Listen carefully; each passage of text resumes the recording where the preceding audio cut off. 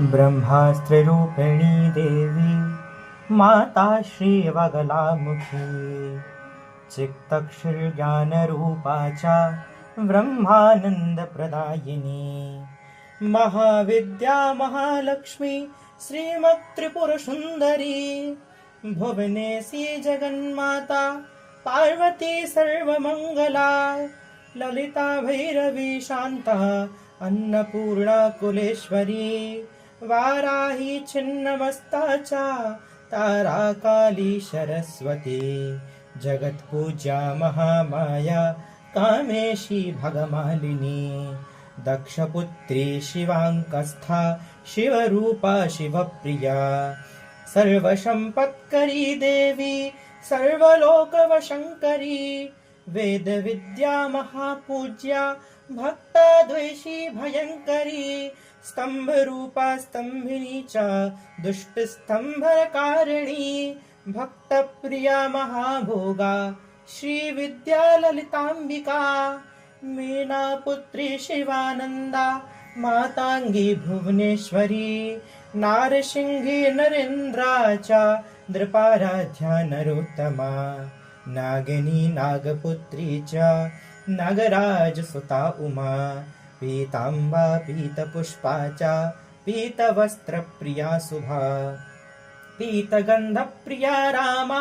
पीतरत्नार्चिता शुभा अर्धचन्द्रधरी देवी गदामुत्करधारिणी सावित्री त्रिपदा शुद्धा साध्यो रागविवर्धिनी विष्णुरूपा जगन्मोहा ब्रह्मरूपा हरिप्रिया रुद्ररूपा रुद्रशक्तिश्चिन्मयी भक्तवत्सला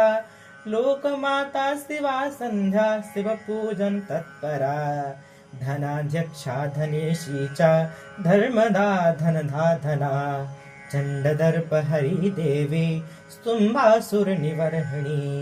राजराजेश्वरी देवी महिषासुरमर्दिनी मधुकैटवहन्त्री च रक्तबीजविनाशिनी धूम्राक्षदैत्यहन्त्री च भण्डासुरविनाशिनी रेणुपुत्री महामाया भ्रामरी भ्रामराम्बिका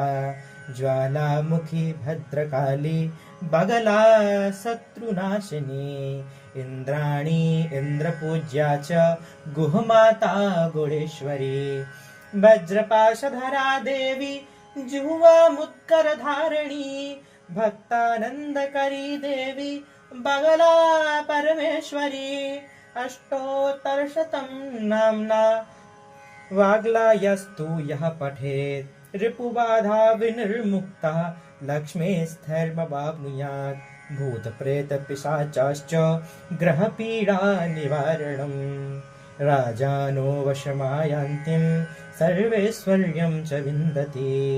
नानाविद्यां च लभते राज्यं प्राप्नोति निश्चितं भुक्तिमुक्तिमवाप्नोति साक्षात् शिवशमो भवेत् साक्षात् शिवशमो भवेत् साक्षात् शिवशमो भवेत्।